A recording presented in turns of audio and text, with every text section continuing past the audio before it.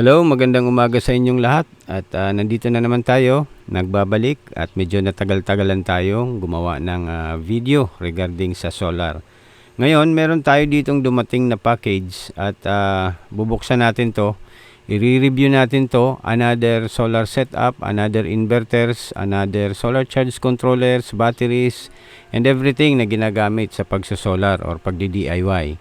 So, bubuksan natin to at ipapakita ko sa inyo yung mga features nitong ating bagong na order na inverters at mga charge controllers and batteries and all other gadgets sa pagsosolar. At meron tayong gagawing setup. Merong nagpapagawa sa atin, nagpapatulong, gusto niyang mag DIY at gusto niyang mag-setup ng solar dahil palagi daw nagba-brown out sa kanila. So ngayon, i-unbox lang muna natin ng madalian ng mga to para makita nyo, and later on in this video, sa huli nito ay ilalagay natin, ise-set up natin to sa power wall at pagaganahin natin. So yung mga solar enthusiast dyan na gustong matuto, watch this video, baka makakuha kayo ng mga idea, inputs para sa pag-DIY ng solar. Okay, so ito yung latest na release ng SNAT inverter. Ito yung output niya, AC output. Meron din dito, AC output din yan. At input dyan sa my left and dito sa right ay yung niya, AC output niya.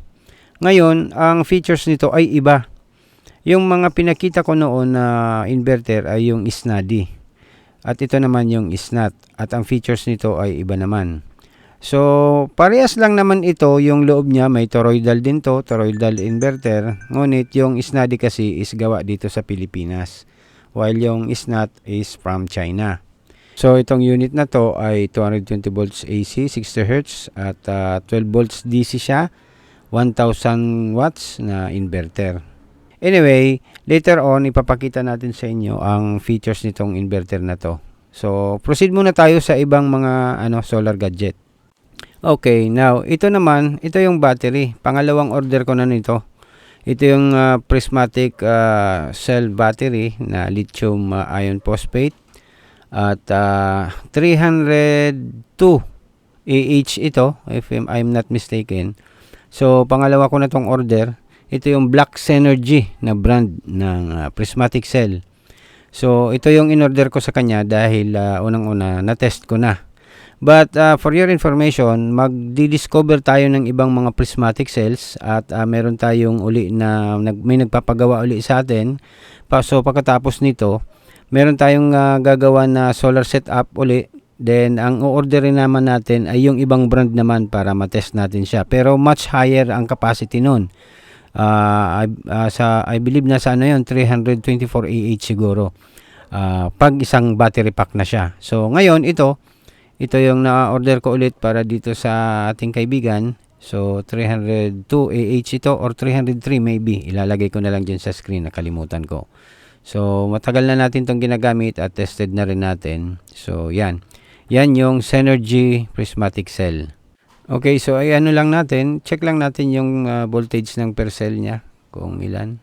So, dito, meron tayong nare-read na 3.25 volts. So, hopefully, pantay-pantay sila, 3.25. So then next is yan 3.25 volts, parehas. Next cell is 3.25 volts. Okay, yung last cell natin ay yun 3.25. Okay, pare-parehas sila. So balance, hindi na tayo magpa-parallel na nito, balancing.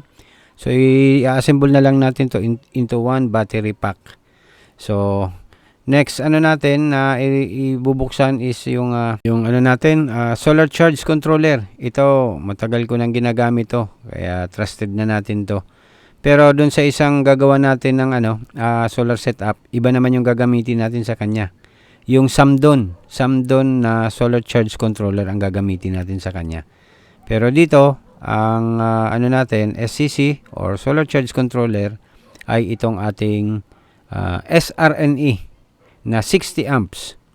Mas minarapat natin kasi na mag-separate tayo ng solar charge controller compared doon sa ginagawa ng iba na nag-hybrid sila. Okay naman yun, wala tayong problema doon. Provided na yung hybrid kasi is meron na siyang inverter, and at the same time sa loob nun may built-in solar charge controller na siya. While dito, itong SRNE, sineparate natin. So yan yung SRNE natin. Original yan, bagong-bago, at may logo pa siya. So naka-ano yung logo niya, naka-emboss. Ngayon, ito ay 60 amps yan. Makikita nyo, ML4660. 4860, sorry. So yan yung 60 amps na solar charge controller natin.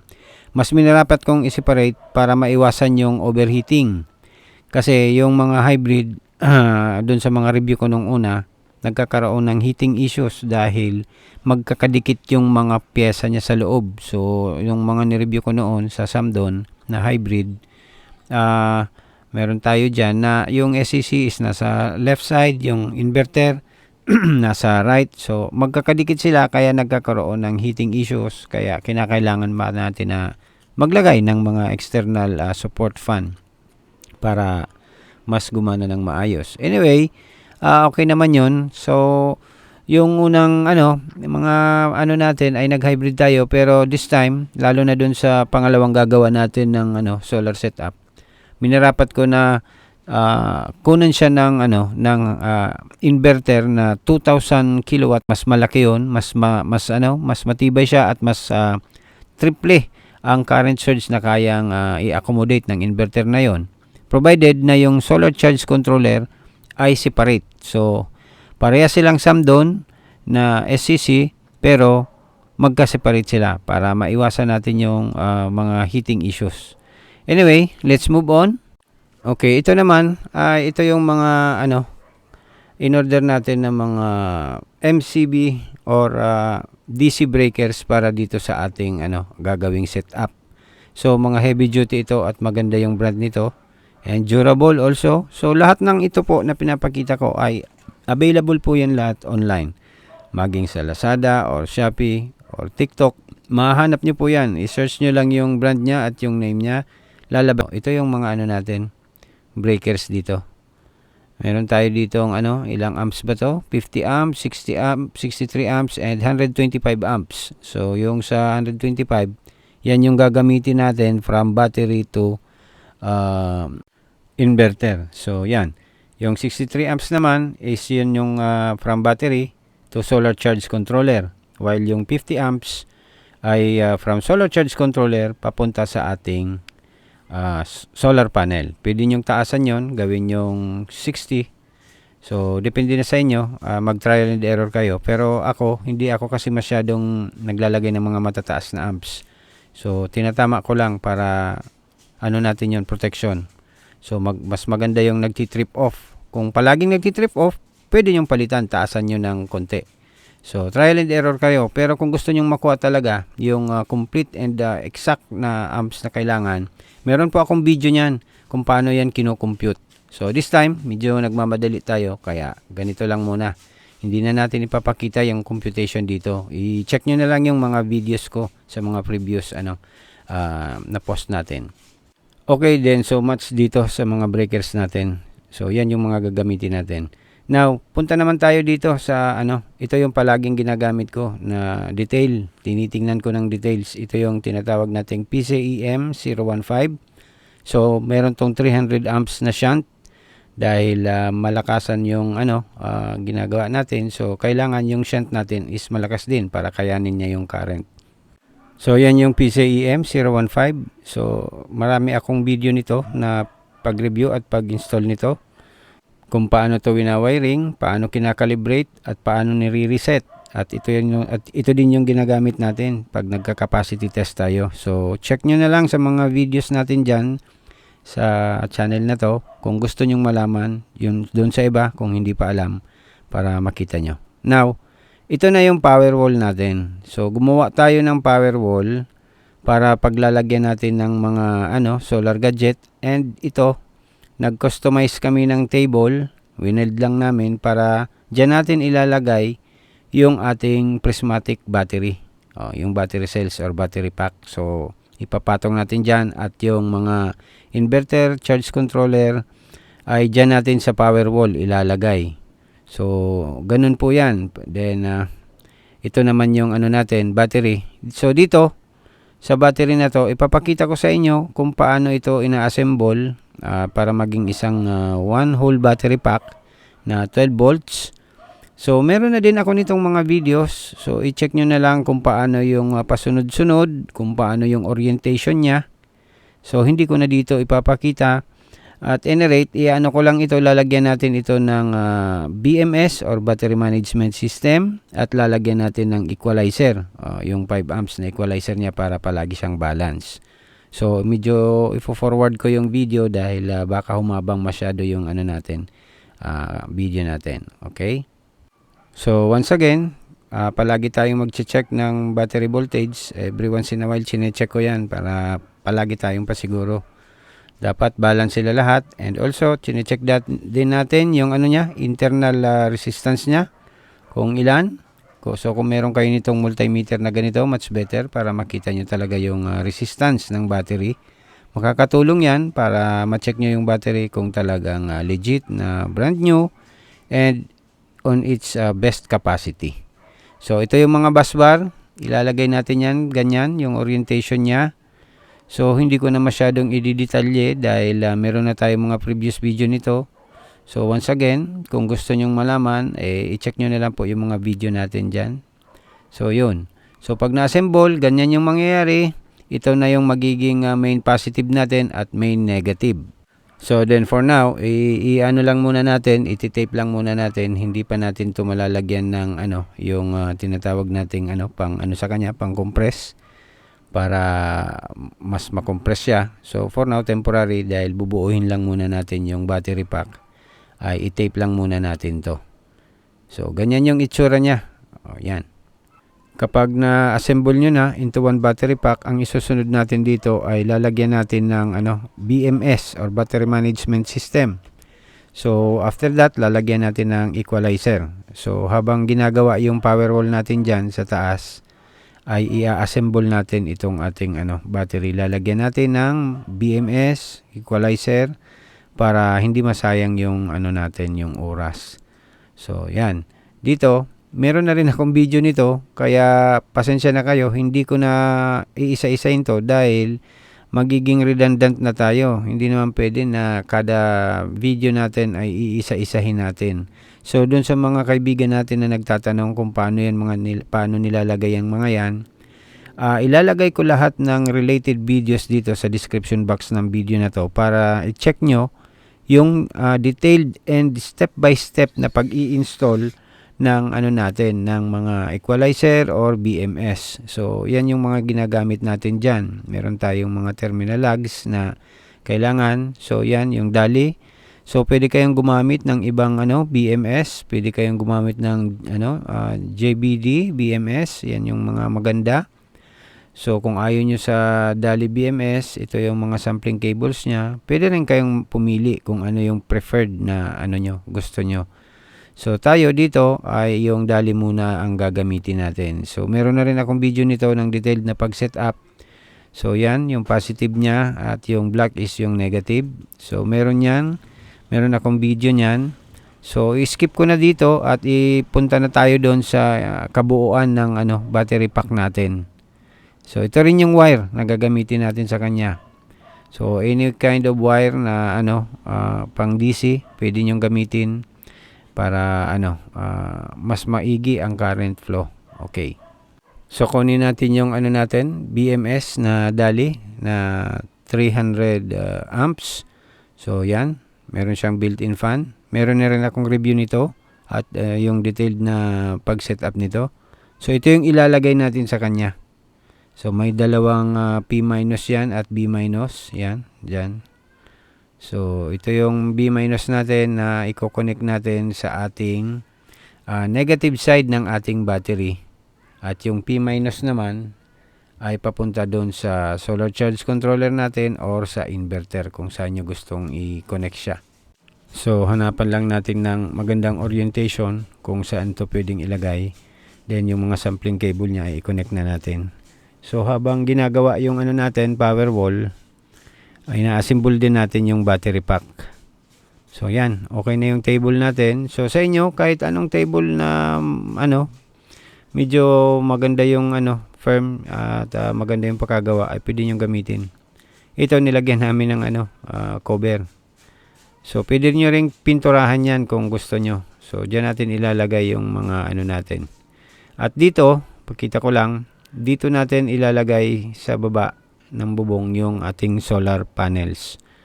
So okay na yan dyan, at ipapakita ko rin sa inyo yung tamang orientation yan. So ilalagay natin dyan, at dapat ay nakaharap siya sa south, at sa north naman yung yung likod niya. So dito lang natin siya sa corner ilalagay.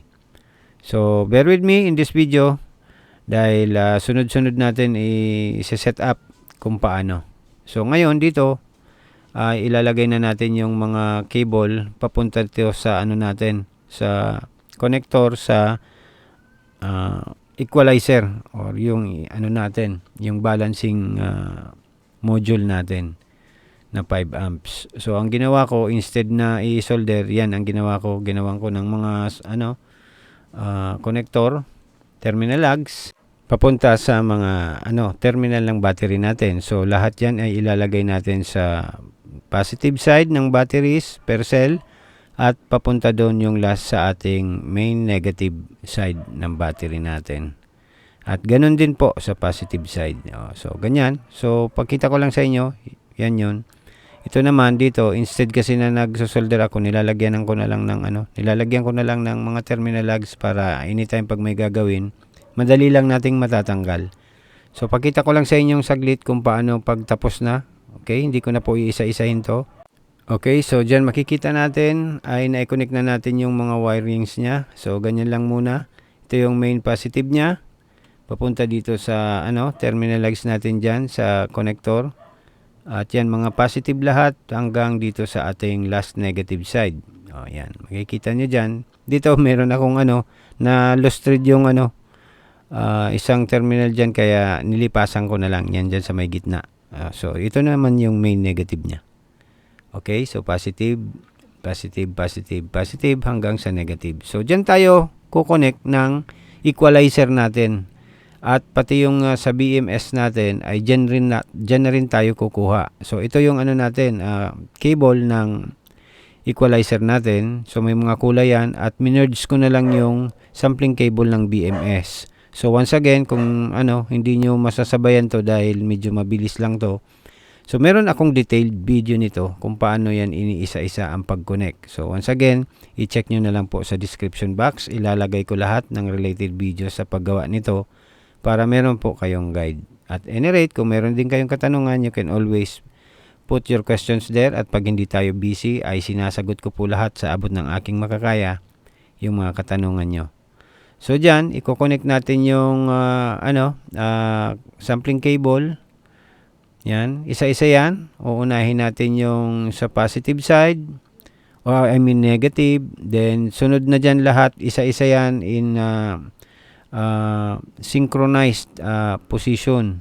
So nakakonect na yung sa natin, equalizer na wire, at saka sa BMS. So dyan tayo kukuha para hindi masyadong maraming wirings yung ating battery, at para malinis din siyang tingnan.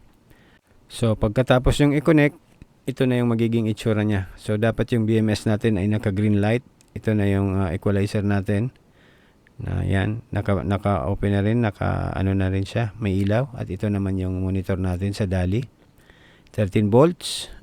Isa na siyang battery pack ngayon. At yung P- natin dyan, makikita nyo yan. I-connect natin yan sa papunta sa ating solar charge controller. Para mabasa niya, at the same time, matrigger niya yung on and off ng battery kapag puno na, at kapag na rin siya, kapag low bat na. So ganyan yung itsura.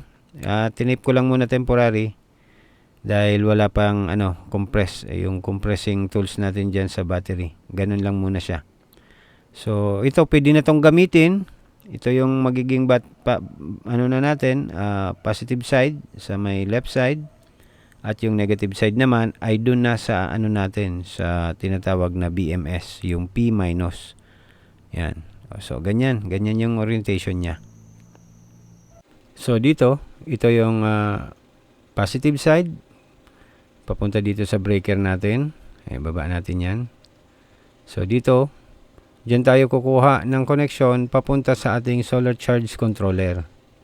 So may breaker tayo dyan na isa, at ito naman yung negative ay dito nakakonect sa P- natin na nakakonect sa ating BMS. So any kind of BMS pwede kayong gumamit.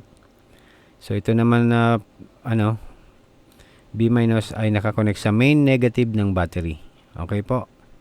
So kung may katanungan kayo, pwede nyong ilagay dyan sa sa comment section. So yan. Ito na yung natin. Nandito na yung solar charge controller natin. Positive to positive and negative to negative. So wag nyong mari-reverse yan para hindi masira yung solar charge controller. So make sure. So dapat may multimeter kayo. So after natin dyan may connect, dito naman tayo magko-connect sa battery papunta sa ating inverter. So ganun lang po. So pag na-connect na natin yan, kukuha na rin tayo dyan ng connection papunta sa ating solar panel. So malapit na tayo na matapos. So ganyan yung orientation niya. Okay, so now dito meron na tayong connection sa ating inverter. Yan, magkatabi sila.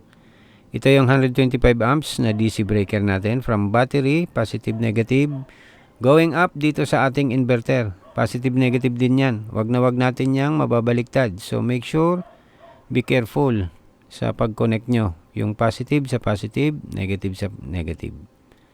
So yan, na-connect na natin yung solar charge controller. Okay na yung mga monitor niya. At meron din akong video nito kung paano to sineset up yung settings nito na pang lithium battery. Ito naman yung inverter. I-on. So yan, naka power up na yung mga natin, breakers. So i-on na lang natin yung ating inverter para makita natin kung gumagana siya. Yan, i-on natin. Long press lang to ng mga 3 to 4 seconds. Yan, madali lang. So dito makikita natin, ito na yung bagong orientation ng is not na inverter. So yan, meron tong manual at pwede nyong i-refer doon yung kung may mga kayo, basahin nyo yung manual kung gusto nyo. And later on in the future, gagawan ko ito ng video kung paano ang pag-set up ng mga settings nito. At medyo iba ito kasi. So anyway, para hindi tayo masyadong matagalan, iiwan muna natin tong power wall natin at magpo-purchase tayo ng mga nararapat na solar panels dito na gagamitin natin. So preferably makakuha tayo ng 200 watts na panel. So let's check kung meron available. Okay, so may available sila na 200 watts. Kaya nga lang ay 4 lang. So ito yung mga brackets na gagamitin natin sa pag-install ng panel. Ito yung mga ginagamit sa bubong. Ito yung physical store dito sa amin. May mga railing sila. Yan yung mga available ditong solar panels, 550 watts, 320 watts, makakapilag kayo. Problema lang, yung solar panel na kailangan natin ay 4 lang. So itong isang karton na to ay may laman ng 2 200 watts na panel. So 6 sana ang kailangan natin para tamang-tama lang sa solar charge controller natin na 60 amps. However, walang available. So 4 lang ang kinuha natin. Okay naman to para efficient lang yung charging niya. So more or less ang maximum charging nito na 4 is kung nakakonect na sa natin sa solar charge controller, maybe more or less about around maybe 50 amps yung charging niyan. Maximum. So kung 6 sana, ma-reach natin yung maximum na 60 amps sa charging ang ating solar charge controller. Okay? So meron din tayong kinuha na yan yung cable 10 meters. Kung kulangin ay magdadagdag tayo, i-connect na lang natin yan. So iuwi na natin to, itong ating solar panel at i-install na natin sa ating bubong. Okay? So dito nga pala, kinailangan nating mag-order ng 3 na railing. Dahil bitin po yung 2 sa 4. Sa 4 na panel na 200 watts, bitin yung 2 railing. So kailangan 3. At ikakating natin yung pang-tatlo para idugtong natin doon sa dalawa para ma-set up natin yung apat na solar panels na 200 watts. So yan. Mayroon din sila dito mga batteries. Gusto nyo i-check, dito lang ito sa ano natin, dito sa Bicol, Naga City. Ito yung mga masugid nating mga masisipag na mga kuya. Yan, tatlong railing yan. At nilagay lang natin sa kotse para makatipid si ano natin, yung i-install natin. Kaya naman yan sa ano, sa bubong ng kotse. Pasiguruhan nyo lang ng ano, yan, ng mga tali. So yan, after dito, ito nga pala yung pangalan, Only Solar Marketing sa Naga. Dito ito sa may diversion. You can check this place. Hindi naman tayo nagpo-promote dito. You are not related to this store. We are also consumers. Customer lang tayo dito. So hindi tayo nagpo-promote sa kanila. But at any rate, sila lang ang meron dito. And I don't know kung meron din sa 3GX or somewhere around dito sa Naga. However, ito yung malapit sa amin kaya dito ako kumukuha. Mas easier kasi kung mag-o-order kayo, medyo risky. Kung mag-o-online kayong order ng solar panels through online kasi baka ma-damage at saka hindi natin alam yung ano, legitimacy ng store. May nalaman kasi ako niyan pagdating, tarpaulin pala ang nilagay sa solar panel. Nako, kawawa, aray ko. So anyway, dito, kung mapapansin nyo, dapat ganyan sana ang orientation ng solar panel natin, pag ganyan. Sabay siya sa mga kakabitan natin ng brackets. So, dapat ganyan sana. Kaso nga lang, iniba ko yan kasi yung ano, kinuha natin yung position ng south. Dapat nakaharap sa south. Kaya ginanyan ko yung paka-orient niya. So, kung makikita nyo, naka-slant na siya. Hindi na siya pasabay sa bubong. Kasi yung south ay nandyan sa likod namin, dyan sa may creek. So, yan yung position na mas maigi. Dapat nakaharap siya sa south. Para makuha natin yung maximum possible harvest ng sun. So, yan yung details ng solar panel natin. Solar Homes, Type BI facial, at yan yung ano natin, current Pmax niya is 10.64 amps. Voltage at Pmax or BMP, 18.79 volts. Short circuit current, 11 point something, so on and so forth. So, yan. Okay, so yan na yung orientation ng solar panels natin. Apat yan. So, tama-tama lang yung tatlong railings. Kasi yung dalawa para sa tatlong solar panel at yung isang railing ay kinating natin para dun sa last. So, yan. Ganyan yung orientation. Nakaharap dapat sa south at sa... Yan, dapat kasi niyan is 6 sana yan. So, as of now, for now, apat lang. So, isi-series connection natin. Ito yung positive ng isang panel. Ko-connect natin sa negative side ng isang panel. Yan yung ano natin, may negative. Iko-connect natin yan. Then, yung second panel, yung positive naman at negative. Ganyan. Iko-connect natin yan. Ipapasok lang yan. Ito yung pantatlong panel, positive. At saka yung negative. And yung last, ito yung main positive natin. So, may guide na kayo kung sa apat. Now, kung 6 yan, pwede nyo rin ganun ang pakagawa. Series connection lahat. Or, i-combine nyo yung series and parallel configuration. So, meron akong video nyan. Again, ilalagay ko sa description box. So, yan. Na-connect na natin. So, may voltage na yan. Dito sa ating negative at doon sa ating positive. So, itatago natin to dito. Yan. At pwede din yung lagyan ng rubber tape yan para siguradong hindi siya papasukin ng tubig. So, ganyan. Itatago natin yan dyan sa loob. Okay, so meron na kayong idea. Dito tayo magko-connect ng main negative at main positive natin. So, ganyan. Ito naman yung solar cable natin. Papunta na yun doon sa loob. Diyan lang muna natin siya ipinasok at then after that yung negative natin at positive ito yung negative, i-connect natin yan dito, yan dyan, ipapasok nyo lang. Then yung positive naman ay doon sa yan, ito positive side ay ipapasok natin doon sa kabila sa positive side at doon sa loob, doon tayo magte-test. Okay, Now, dito na tayo sa loob at itest natin yung output ng ating solar panel. Check natin yung voltage niya. So, dito may nare-read tayo na 79.7 volts or 79.6. So, yan, 79.6 volts. Okay, so now, ito na yung kabuuan ng ating ginawang power wall.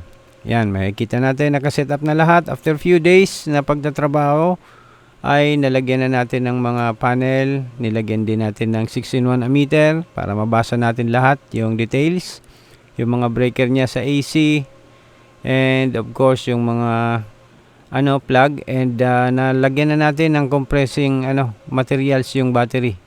Also, ito naman yung mga DC breakers natin, magka-separate din sila. As of now, nasa 28.6 amps gumagalaw yung current na charging dahil medyo maaga pa. Meron din tayo ditong coulometer na makukonek nyo ito sa cellphone nyo. Anywhere kayo sa buong lugar kung nasaan kayo, all over the world, basta may internet ay makukonek nyo. So yan, ito yung settings natin sa bagong SNAT natin. Later on in the future, abang-abang lang kayo sa video dahil natin ito, i-review at i-scrutinize natin. So yan na po, gumagana na siya, ginagamit na. So in the future, abangan nyo lang po yung video, may gagawin ulit tayo na power wall. But this time, portable. So gagawa tayo ng power wall na madadala niya lang dahil malayo yung lugar niya. So magta-travel ka pa by water and ilang isla pa bago makarating sa kanila. So ang gagawin natin ay i-set up natin into one solar setup, then dun niya na i-install sa kanila. I-guide lang natin siya kung paano yung ibang mga connection, lalong-lalo na sa solar panel at sa electrical panel niya sa bahay. Pero bubuuhin na natin para hindi na siya mahirapan. Ganito rin yung gagawin natin, lalagyan natin ng mga breakers, solar charge controller, inverter, battery, para isang salpak lang ay gagana na. So, i-guide na lang natin siya kung paano yun i-connect. Yan. So, abang lang kayo, subscribe lang po kayo sa channel natin kapag para ma-notify kayo kapag merong mga bagong content. Okay, bye for now.